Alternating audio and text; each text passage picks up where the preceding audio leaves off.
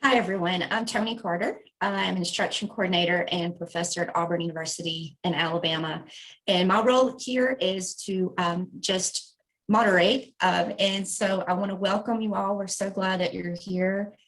As a member of ACRL's Instruction Sections Inclusive Pedagogy Committee, we're excited to bring you this webinar titled Bringing Race to the Forefront to Engage Students and Teaching Faculty.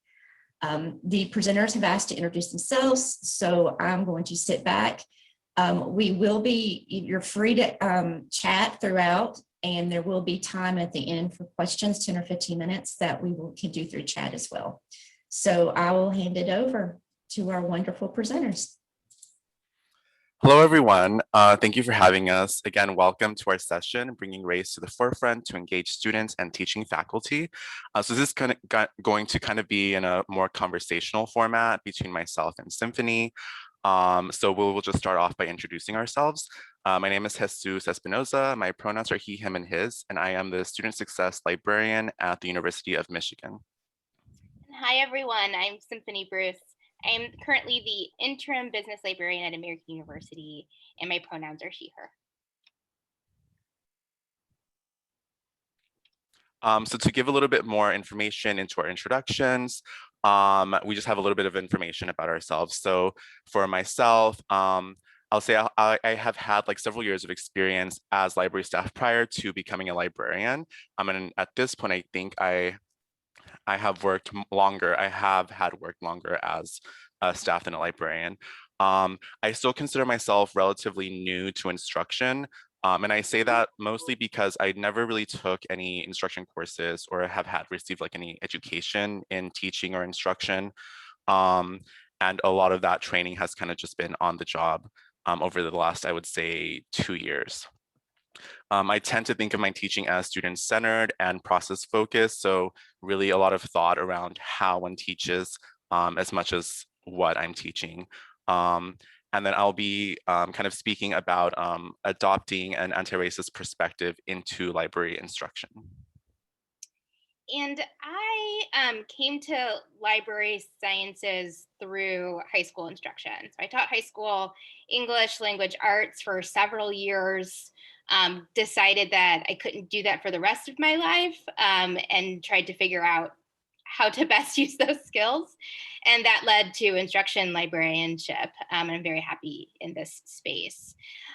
My philosophy of teaching rests in relationship building, relational care, and an ethic of care that spurs from my time in the high school classroom, working very closely daily with students, has really shaped how I think about what we do in the classroom and outside of it. But today I'll be focusing when I'm speaking on how I have worked to incorporate critical race theory into my collaborations and into my work with faculty. I think part of what Jesus and I wanted to do today was to talk about how two people who have sort of newly approached these two concepts, how we have sort of folded them into our work. How are we using the theories while we're learning about those theories? So I hope that's what we'll do today. And then a quick overview of our agenda. We're going to take care of just a little bit of vocabulary. We'll go ahead and define anti-racist pedagogy. We'll define critical race theory. And then, like Jesus said, we're going to go into a sort of a relaxed conversational situation between Jesus and I to talk about how we've been using these theories in our work. We will have time at the end for questions, and we do want to progressively stack those questions. So while I'm sure there will be conversation within the chat, if you do have questions that you'd like Jesus and I to answer, please do save those for the end. And if you'd like to identify yourself as a BIPOC librarian, library worker, person who is here, go ahead and place an asterisk at the front of your question, so that we can prioritize the questions from you. Awesome. So we'll get started with talking a little bit about anti-racist pedagogy. So I really like this definition from Blakeney. Anti-racist pedagogy is a paradigm located within critical theory utilized to explain and counteract the persistence and impact of racism. And then they kind of continue talking about how anti-racist pedagogy also addresses historical constructs that facilitate inequalities and seek to create an anti-racist paradigm that in time will serve to historically condition a new anti-racist society. And anti-racist pedagogy includes explicit instruction on confronting racism without reservation or risk of ostracism, both of which are necessary in a society that mandates the purpose of public education as the production of democratic citizenry. And then some of the kind of like major points that I've taken from discussions around anti-racism and anti-racist pedagogy is seeing anti-racism as a catalyst for disrupting systemic oppression, having race as a focal point in instructional planning, naming racism, disrupting multi-level factors that contribute to inequities, and then acknowledging that the past created what counts as knowledge, and that can often exclude future participation in terms of what is considered knowledge, who gets to create knowledge, and who is kind of like a creator in these spaces.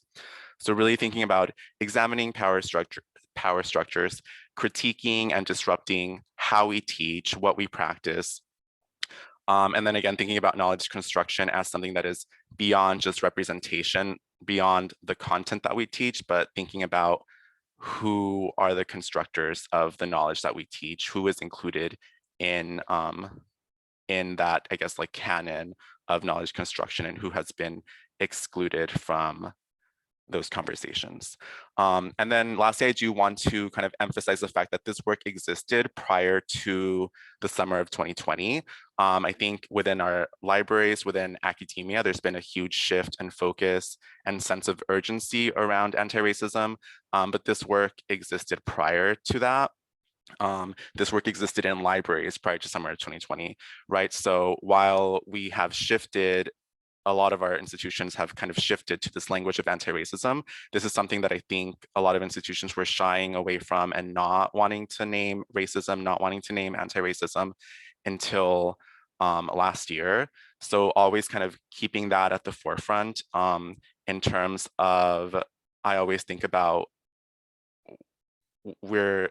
when we're being kind of like led by these institutions into our like anti-racist initiatives, thinking about the fact that a lot of these institutions weren't really using that language or weren't really acknowledging or valuing this work. So I always kind of want to think about that at the forefront about what it means to lead in these spaces and who's leading and who has been already involved in these concepts and conversations. And then just to provide a quick definition of critical race theory, just as another lens to think about bringing race to the forefront. Critical race theory is a body of work that comes out of the legal studies tradition, specifically as a way to deal with the dissatisfaction with critical legal studies, which tended to take a look at the way that class makes an impact in legal spaces, and the ways in which that class analysis was often devoid of a race analysis. So this work has been going since the late 70s and inserted into education in the 90s. So the main tenets of critical race theory, or the main components, the lenses through which you can look at any parts of society when it comes to critical race theory.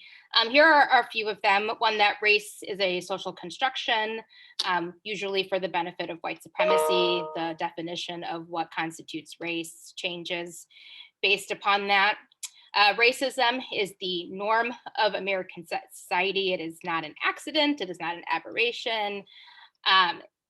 CRT utilizes storytelling and counter stories to share the experiences of those who experienced racism and notes those as valid forms of evidence as a methodology of research.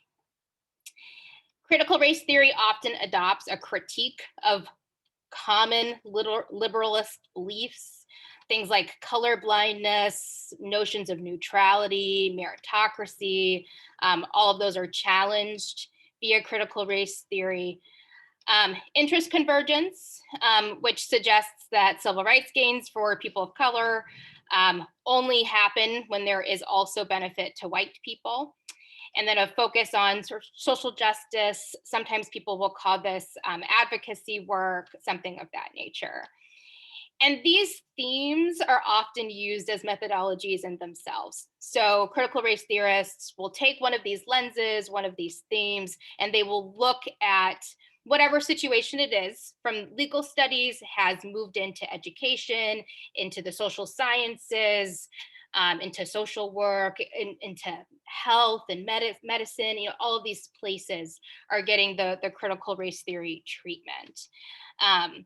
Although today we'll kind of be thinking through, or when I'm speaking, kind of thinking through the way critical race theory has been applied to education.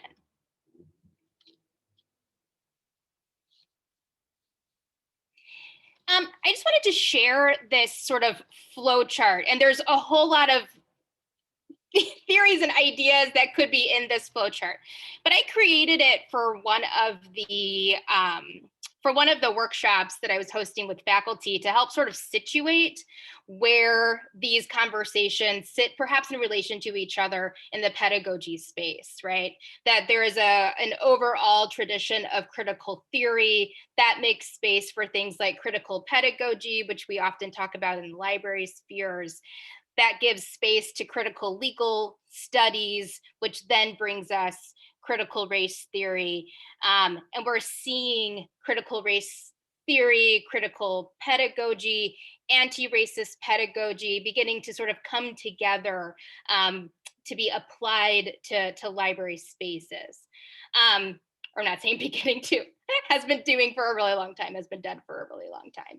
So for some people, a visualization like this helps, but mostly what I want to point out too is that we're dealing with a lot of different traditions of teaching, many traditions of examining society, examining power, privilege, and oppression in society, and the ways in which those begin to come about in the library sphere. So I hope that that is clarifying, although there's a lot of things that probably should be inside of this that are not.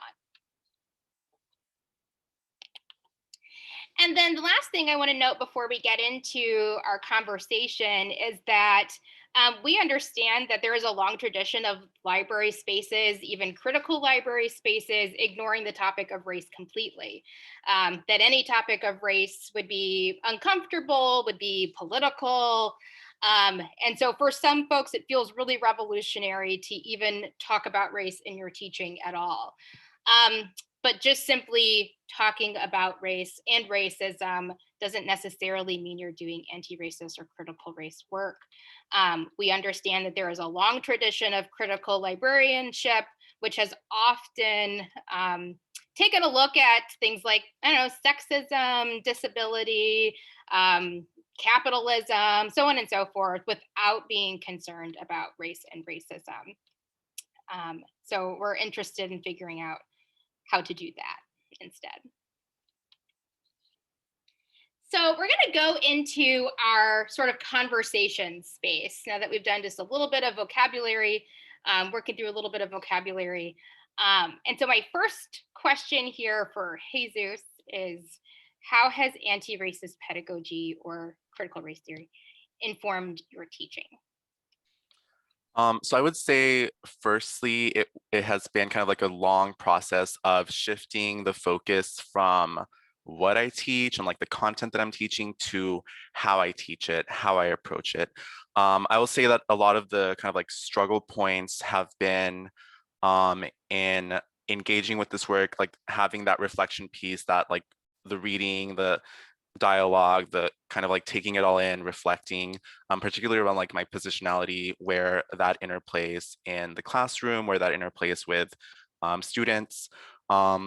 So leaping from that reflection space, that learning space into action, I think has been probably the longest and hardest process for me, just because these are concepts that I am still learning, right? And I think shifting the focus from feeling like you need to be an expert in any area before actually being able to take action, and realizing that there is no expertise, there is no endpoint. This is kind of like a process that will be forever ongoing, that will be hopefully forever improving internally for me.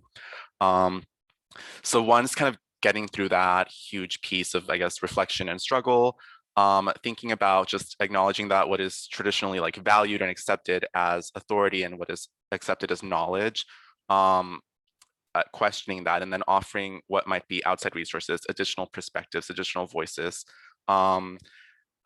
I know that we want to move beyond examples, beyond, I guess, representation.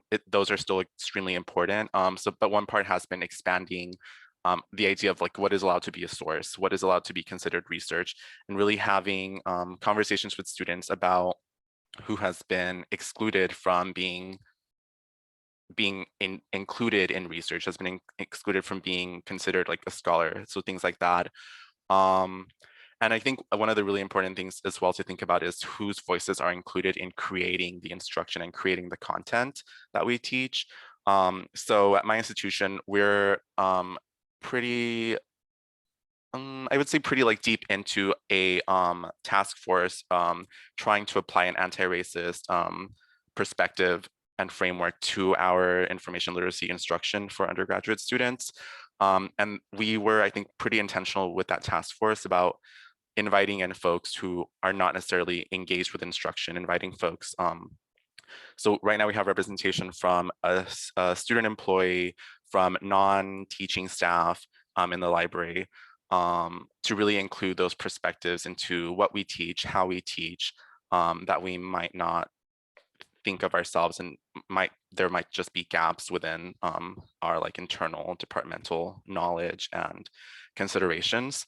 I'll say a lot of the things that we teach about have a lot of overlap and intersection with capitalism. So I think not shying away from where those moments come in and really being able to highlight an example of where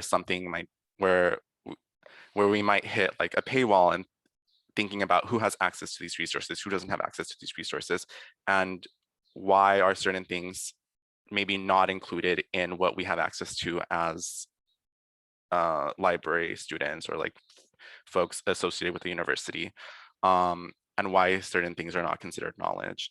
I'm trying to think if there's anything else. And I think a lot of it has also just been an openness to being vulnerable and, not having all the answers in a classroom, trying to really detach myself from any role of like expert in that space. That sounds like amazing work. Thank you. And a lot of work. I'm curious as to how this sort of group of people, both who you said do instruction and those who don't do instruction, how have those conversations gone between those two folks as you're thinking about, bringing anti-racism to the forefront in your teaching as a department?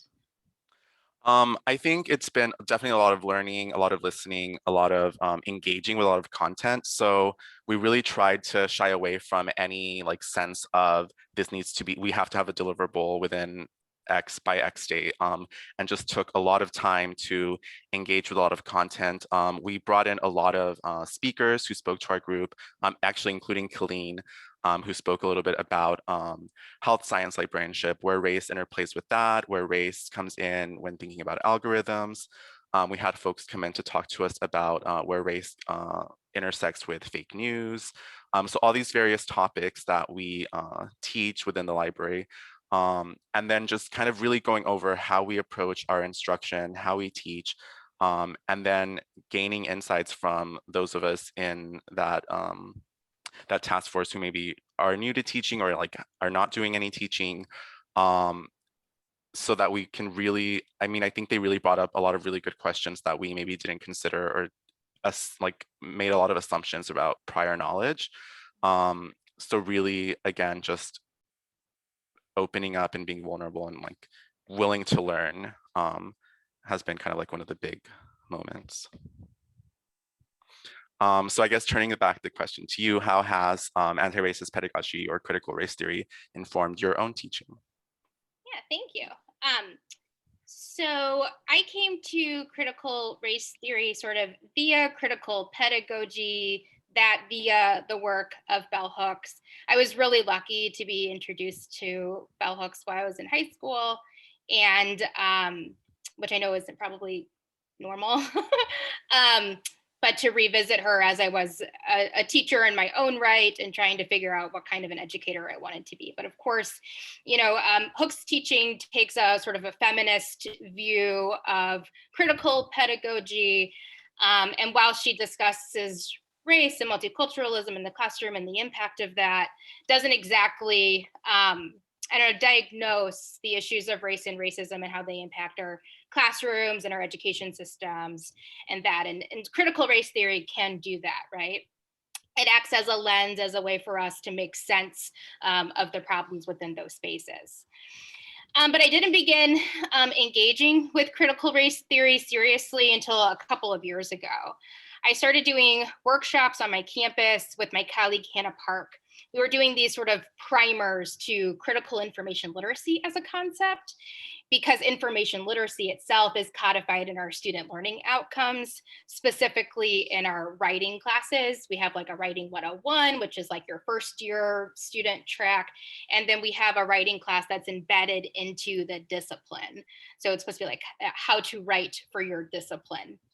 And information literacy is located in both. And we just wanted to have conversations on our campus with our faculty around the concepts of power, privilege, and oppression and the ways that they make sense of, or the ways that they come about in our information ecosystems, as those conversations were not happening sort of prior to that. And in one of those sort of primers, sort of like this is what critical information literacy is, this is what critical pedagogy is, and why we need to be concerned with both, essentially, is what those workshops were. I had a faculty member in the social sciences who sort of pushed back on the notion of purposefully citing minoritized authors in their writing. She was sort of flabbergasted by the idea. She basically said that APA citation, her citation style, you know, it provides a sense of colorblindness. It provides a sense of sort of genderlessness. It erases those demographics about people. So how could she know the biographies of those whom she is writing? Of course, she would cite the people who best meets her needs, which is, you know, a meritocracy kind of a deal. And I didn't know how to respond to her in the moment. As citing minoritized writers is just one of like a bajillion things that you could do that you probably should do. But I didn't know how to respond to her. And I think it took reading the work of critical race theorists to apply those sort of concepts, that critique of liberalist thinking, that idea that racism is not an aberration, it's just kind of the status quo. It took like applying some of those tenets to that situation for me to make better sense of it and to figure out how to respond to it, to a person who says, I can't possibly do this because my citation style says I can't. It was just really ridiculous. And so from there, I began to think about, well, how do we talk about race when we're talking about our information ecosystems, and how do we do that from the beginning? In your kind of like conversations with faculty around all of these topics, how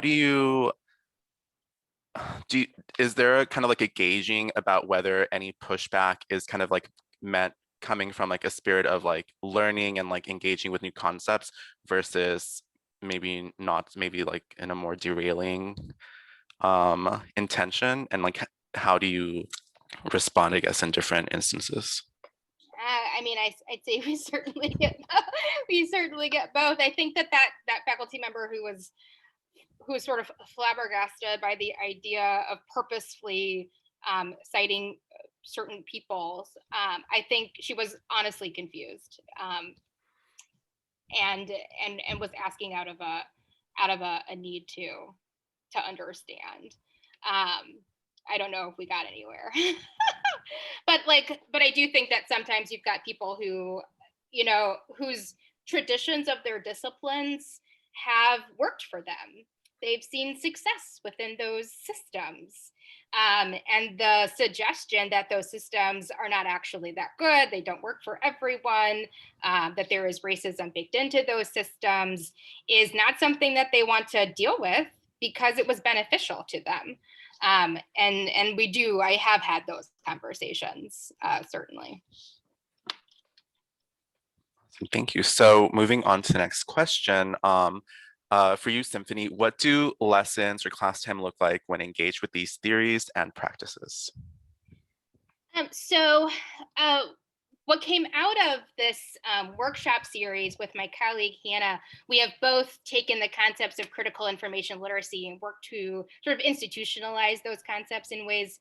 And so one of the things that I was asked to do was to host these sort of learning opportunities for teaching faculty, those who teach in our general education curriculum sort of program, it's called the AU Core, around the concept of critical information literacy. And while I was planning this workshop, called it a faculty learning community, sort of this like weekly meeting over the course of time, I wanted to figure out how was I going to center race from the forefront, knowing and understanding very well that critical information literacy doesn't always do that well. We've got plenty of critiques that show us and tell us that. So I wanted to pull race to the forefront and to use it when explaining this concept and having my instructors interact with this concept. So most of my participants in these faculty learning communities were not librarians. These were not people who are doing the reading that we're doing, because our work is very insular. We tend to be writing to and for other librarians. So most of them were not librarians, although some were. And in the second week of that faculty learning community, we focused on the various theories that kind of undergird or inform critical information literacy. And so I purposely asked them to engage in a number of writings related to both critical information literacy as a concept, and then other learning theories like engaged pedagogy, that's from bell hooks, transformative pedagogy, and critical race theory specifically. So these teaching faculty were reading a mixture of work that comes out of the library sciences, but also sort of the educational treatment of critical race theory. So for example, in that second week's reading list, they would have had the opportunity to read like Marcia Rapchek's That Which Cannot Be Named, which details the ways in which race is completely missing from the ACRL framework, which is a thing that a lot of our instructors are familiar with because information literacy is codified into our student learning outcomes. And then they would have read Sophia and Jorge's Dreaming Revolutionary Futures. And in that essay at the end, there's sort of like a call to action around the concept of a radical or race radical library instruction. And then they would have also read Gloria Ladson-Billings' Just What is Critical Race Theory and What is it doing in a nice field like education? And so in taking like those three readings, and of course there were others, but in taking those three readings, would have begun to not only introduce the idea of critical information literacy as a concept, but also to make critique of it as a concept from the get-go. There's a lot of ways in which we could be organizing how we teach students, and to have them reading both that critique and that work at the same time. And so those readings would lead to discussions of, like, in what ways does racism show up in your discipline? Have they ever thought about it? Have they ever named it? Do they actually know what it looks like. In the information landscape of their discipline, what does that look like? Can they assume the citation levels for people of color in their discipline are probably lower, or something of that nature? You know, do they know any of these things? Prompt them to find these things out. Do they teach these things to their students? Do they ever talk about these things with their students? Most of them probably not. How do their own research practices work to undermine these racist structures? Do they design assignments that would help to undermine those racist structures? So to begin thinking about that, and of course the answers to those questions were usually no, we're not doing any of that, but like, how can they do that? When can they do that? Making space and the time to actually ask themselves those questions, figure out how to fold the answers to those questions into their own research practices, and then to what they expect of students when they do research. And then later on in like the next week, in week 3, they would end up looking at writings by various folks out of library and information sciences that sort of demonstrate critical information literacy in practice. And so there was all kinds of stuff in there: surveillance, discussions of scholarly communications, information capitalism, so on and so forth. But they would have also had the options of engaging with stuff like Sophia Noble's algorithms of oppression, thinking about the ways in which racism is absolutely normal, not an aberration in our information ecosystems, or something like the Change the Subject documentary that comes out of Dartmouth, thinking about subject headings in Library of Congress, and how some of those things are innately racist. Again, a lot of these folks were not librarians, so a lot of this stuff was very, very new discussion for them, very, very new reading. So taking sort of that theory, taking a look at what discussions of racism and information ecosystems looks like, and then asking them to figure out how they're going to actually engage with those things in the classroom and in their own research. We talk a little bit, well, we have a question about kind of feedback and reaction, but can you speak a little bit about whether you noticed if there was kind of like that gap or that, I almost want to say like paralyzing moment of like shifting from the learning theory reflection into the like more action space? Oh yeah, I mean, I think one of the interesting questions that I got from one of my participants in sort of reading a lot of the critical information literacy literature was that she asked, I mean, a lot of this just kind of looks like information literacy, like what we should be doing from the get-go. And to be like, well, yeah. But also in figuring out, yeah, how to actually apply it, how to have those conversations. And I think that part of the way that we train people to have those conversations in the classroom is to have those conversations as a learning community. If we can get comfortable talking about our disciplines to each other, we should be able to become more comfortable talking about our disciplines to our students. And so my participants came from all over the university. Like I said, a few of my library colleagues participated, and it was awesome. But also we had folks from political science, folks from government, folks from biology, from world languages, world religions, math, sort of all sort of thinking about what racism essentially looks like. And I would say that there are tenets of critical race theory that we never got to apply, that would have taken so much more time than what we had together. But that, yeah, to begin the conversation, to begin thinking about it, to begin to be comfortable in having those conversations. And I see there's lots of conversation in the chat. Thanks to everyone who has posted links to things. We will share these slides, and we do have links to these things, or the names of these things. So thank you for that, everybody. So, Jesus, what about you? What does your lessons, your class time, what has that looked like for you in practice? Yeah, so I would say for me, there's definitely like a lot of things I'm trying to balance, but I would say I kind of approach it by leading with the students kind of becoming like co-framers in what we discuss. So especially for one of the main sections that a lot of our instruction revolves around is evaluating sources and like what does authority mean and what does credibility mean. So opening it up by letting them decide that, letting them really suggest what they feel makes something credible, what they feel makes something authoritative, balancing that while also stepping up to challenge them, push back on them when need be. So thinking about asking them, well, what voices might be missing from these types of sources that you are saying are credible?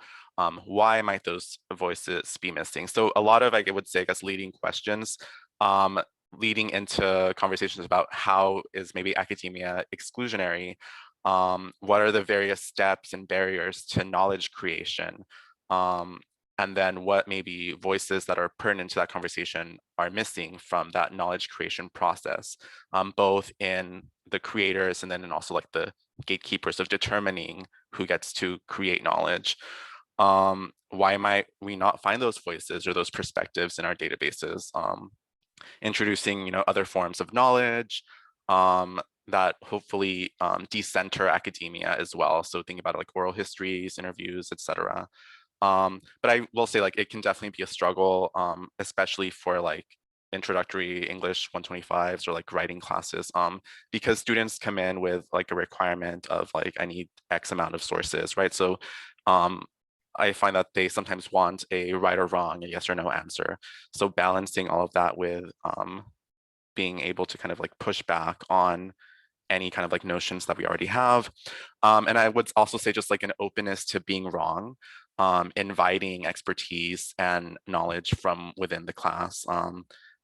I especially when we're talking about sources, I remember an incident where I was definitely corrected on, I was talking about Wikipedia and the various ways in which things are like edited and like what checks and balances there might be within that platform. And a student is like was super engaged with Wikipedia. So they were able to like actually present to the class and talk about it. So really welcoming that expertise and trying to center it as much as possible. I would say also that one of the things that I kind of struggle with is how to be aware and be like acknowledging race within many of these topics that we teach and talk about, while making sure that we're trying to ensure that we're not burdening a subset of students by like trying to like teach a certain amount of students that maybe do not have prior knowledge with these concepts without burdening those that maybe do have a lot of knowledge or do have a lot of experience, and how to kind of balance that, right? Because we want to be as helpful and as beneficial to everyone, but knowing that not everyone is coming from the same place. So I think that looks like, one-on-ones, especially when we were back in person, going around the room, checking with each person individually. So that I think is something that I really kind of struggle with, is how to talk about these things without it being detrimental to maybe students who are already either through their own studies or through their identities already kind of like facing this like every day.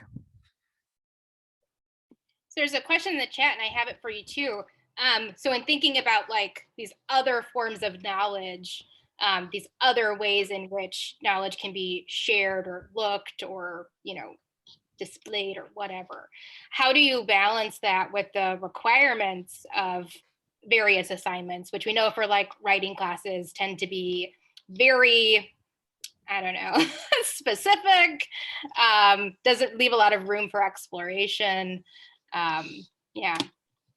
Yeah, I always want to talk about how different types of sources can complement each other and how it's not an all or nothing situation. And I think we've been really lucky that a lot of the instructors for these introductory courses really do put social justice at the forefront and even as a theme for the course. So those are things that they're already thinking about. The students are already somewhat engaged with the fact that it's not just finding a peer-reviewed article, but there's a multitude of different sources and like voices that you can include. But yeah, just really kind of stressing the fact that you can build a strong argument by including a variety of sources, a variety of voices. And while you might have a requirement for scholarly articles or peer-reviewed articles, that's not a limitation to exclude other types of sources. So I would say that that is definitely a conversation that I try to stress within the classroom. Awesome. Well, let's take a look at our next question then, because I think we're kind of getting into that anyways. Jesus, what has been the reaction to your instruction? So I would say it has been mostly positive. So like I said, for the instruction that my department does, it tends to be first year writing, first year English. A lot of the instructors are already, their classes are already really focused and have themes around social justice for the course. So that is a really easy kind of like gateway into having these conversations. I will say, because I do let the students kind of frame what authority means to them, let them kind of start a lot of these discussions. Sometimes I have had a couple of instances where instructors step in because they think it's going to veer into the right and wrong, like binary. So before I'm able to kind of like push back. So that has been kind of like an interesting, maybe like assumption to keep in mind for. Again, we do a lot of instruction for our summer comprehensive studies program and bridge programs. So I would say for those, the instructors are always really, really open to letting students find research topics that speak to them, that are personally important to them. So that really lends itself well to starting a lot of these conversations. Of course, there's a lot of discomfort, I think, with ambiguity, and I have to be very kind of like present and transparent with my own discomfort with ambiguity, and that I also would love to have easy answers to all of these concepts. But I think just having that transparency, that openness, that, you know, I'm still struggling with a lot of these concepts, I'm still figuring it out when it comes to all of these ambiguities. So trying to be transparent about that as possible. And then I think within our department, there's a lot of excitement, a lot of interest for, particularly for what our anti-racism like lesson plan team will kind of like develop and achieve. My kind of like one worry is that there's a lot of conversations, a lot of groups within our institution and within our library about anti-racism. So I just worry that how long that enthusiasm will kind of be sustained, and that interest. And whether we're going to kind of stay in that reflection, discussion, dialogue piece without moving into kind of how to apply it into the action space. But I would say overall, the reaction has been pretty positive, and I feel, I guess, very lucky that the instructors that we work with, we haven't not gotten very much pushback.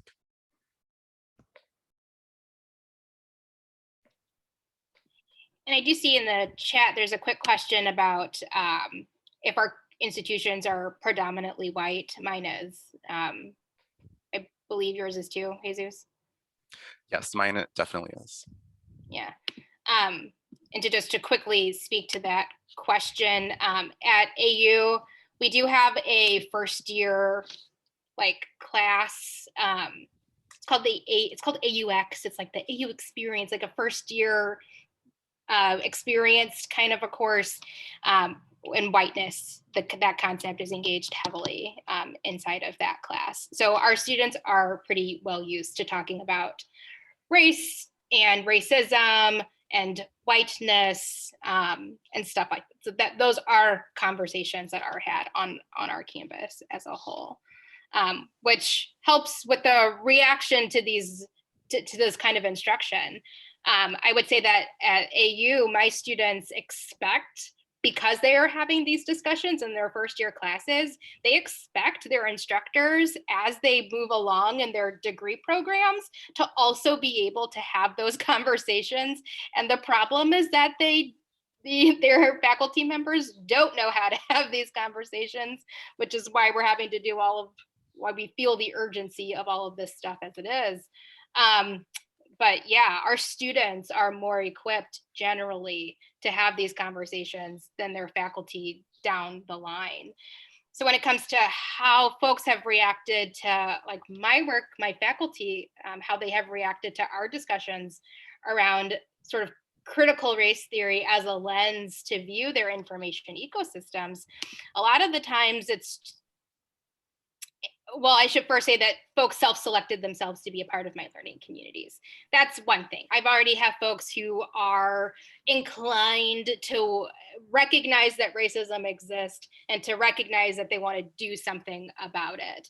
And to be open to seeing critical race theory as a one lens that they could use to examine their spaces. They're pretty well open to that. But to also keep in mind that these are not new concepts to plenty of people. They were not always new concepts to folks who participated with me, and not putting the burden of those people who are already knowledgeable on to those who needed some more space. So I took up that burden as facilitator. But a lot of our questions then would revolve around the fact that they need to change their own practices, that they have to put these things into practice before they can figure out how to ask their students to put those things into practice. And so, yeah, those are a lot of our reflective questions ended up talking about that, how they need to do it. Otherwise, what they teach to students is a reflection of their disciplines, which just ends up keeping those racist structures moving as you teach those structures to students, and then they use those structures as they move on. So they need to stop it within their own practices so that they can teach students to sort of stop it within their own practices. So moving on to our last question, Symphony, what would make this work easier and what do you wish existed? So at my university, we are private. I saw that question in the chat. We are a private institution. I'm located in DC. We are an R2 institution, so there is a bit of focus on research. And I think that for those of us who work at institutions where research is a focus, there's often, I don't know, this often this culture of ignoring good teaching. And I think that if we have cultures of good pedagogy, cultures of good teaching, what to do to lessen the hierarchies or fold the hierarchies of oppression within our classrooms. If we have folks that are really interested in being good teachers, then these conversations are easier. And I wish that that was just a thing, that we had a much wider interest in being good teachers is really important to me. Understanding, of course, that there's all kinds of problems with teaching as its own sort of white supremacist construct, but I think it would really help. One of the things that I do as service work is I read course proposals. I read the syllabi for courses that want to have our diversity and inclusion tag on their classes. And so I'll often read the syllabi of really great courses that do well to struggle with the concepts of power, privilege, and oppression, marginalization. Then on the flip side, what does equity look like? What does freedom look like? We have really great courses that do that, but the organizations of those courses are still really oppressive via policies and procedures and do you actually trust your students? All those sorts of things. I see classes that really struggle to be equitable in their practices. And I think that alone would make a lot of these conversations around race, examining race in the classroom would make it a lot easier. And what about you? So I would say for me, thinking a lot about time, there's never enough time, both in like the grander sense of about enough time to actually engage with these concepts, have difficult conversations, have these dialogues, but then also just in terms of in a one shot, like introducing these concepts, introducing tidbits about these concepts, which are very large and, we can't possibly cover. And if we're lucky, we maybe have 2 sessions with a specific class, but most likely it's just a one shot. I wish that there was more room to fail in, I think, academia and like librarianships transition into using this language of anti-racism. There's been a lot of like urgency, which I think is also ironic because sense of urgency is like a white supremacist characteristic. But there's this sense of urgency of like, we have to become anti-racist institutions, which without even having conversations about, is that possible in a capitalist structure? So more room to fail, more room to try things. I will be very transparent that like probably one of my biggest professional weaknesses is assessment. And I will say that, you know, we try to be very assessment focused, but does that leave room for failures? Does that leave room for actually learning? And I would say personally, there's like some pressures of imposter syndrome, not wanting to jump into it while I'm still learning and still failing. So just kind of working through that has been a process and something that I wish I can kind of struggle through a little bit less, I guess. Yeah, absolutely. Your comment on you know, the sense of urgency as a, you know, as a pillar of white supremacy. We've been, you know, having conversations about that this week, right? Dave Hudson, his talk earlier this week, you know, he talks a lot about how we've got a lot of, as a group of people, we often have not actually like dug deeply into the theory itself, and to make sure that we actually understand these concepts. And that is problematic. That is part of the problem, is that there's often not enough time, even in my faculty learning community, to really deeply read and to really deeply study and to understand the traditions of these concepts, right?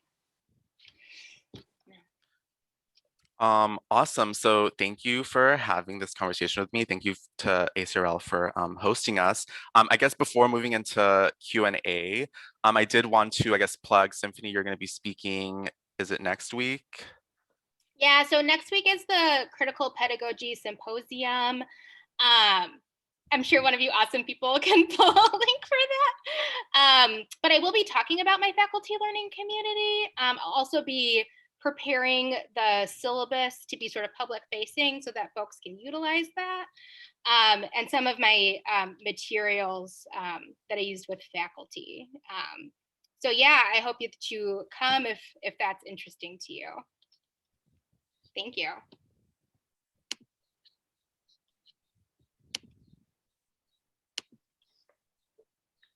All right, so we've got like 7 minutes left. I'll put the link to our slides in the chat in case that's interesting to folks. I do see that there are a couple of questions floating around in the chat. Let's see what we got here. If you have questions and you're thinking of them right now, you can go ahead and put them in the chat using an asterisk if you identify as BIPOC. And so while those kind of come in, one of the questions that I saw that looked really interesting is, have we been thinking about what it means for us as our like state governments put restrictions on sort of teaching about race, which is a really good question. So what have you begun thinking about how to respond if your institution tries to restrict the teaching of CRT, for example? So I would say for my institution, for AU, 1, we are private, so that helps. 2, as an institution, a lot of this work that would be sort of, I don't know, frowned upon, I guess, by some of these local governments. Just, you know, even the discussions of like privilege and stuff are being attacked. I honestly don't expect my institution to stop the work that they're doing. Disregarded the executive order from the Trump administration. We sort of kept working through it. And I think that because we're private, we have that. But I would say that like personally, I think that there are ways to apply these theories without naming them. And to be honest, that would be the subversive way that I would go about having these conversations, where we're applying these frameworks without perhaps people knowing that they're applying these frameworks. because it's really the labels that are getting people all stirred up and all upset. Yeah, I would say it was pretty similar with my institution. Once, especially with the executive action,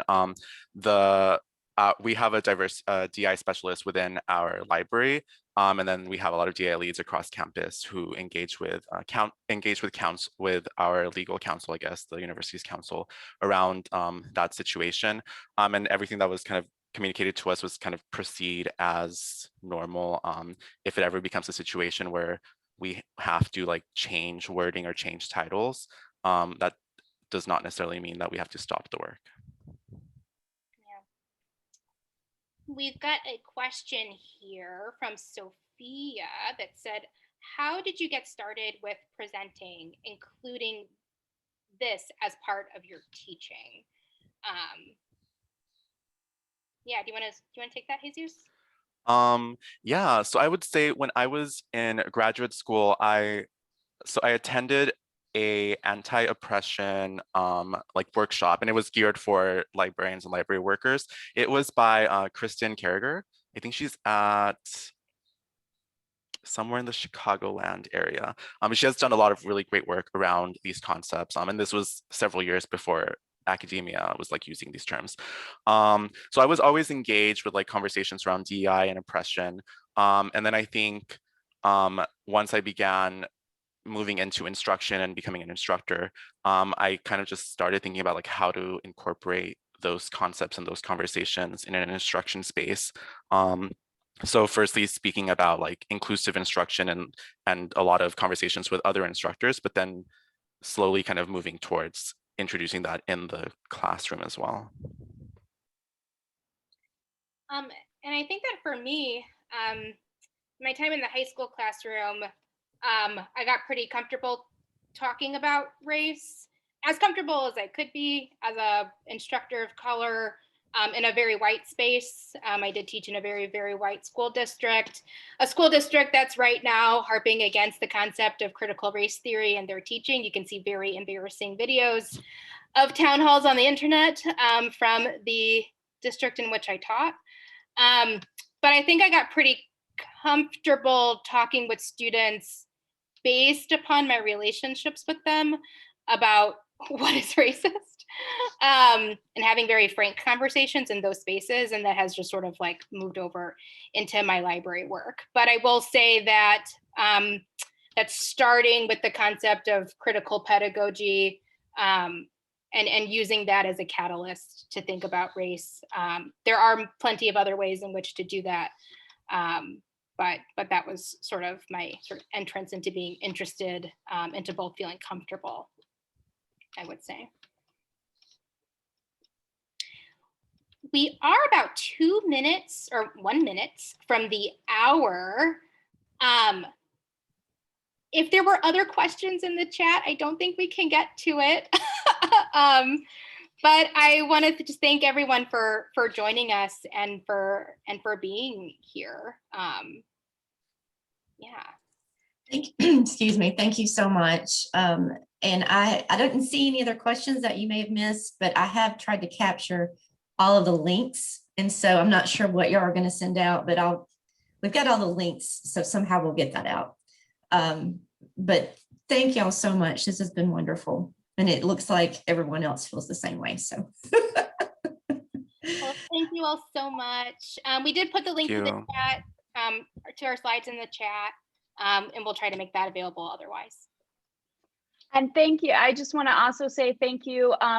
Symphony and Jesus, you worked on this during a very hectic time for our world and for our at your institutions, right? It's towards the end of the semester. So really thank you so much for bringing your expertise and your knowledge to this avenue, this venue. Thank you. Thank you. Take care, everyone.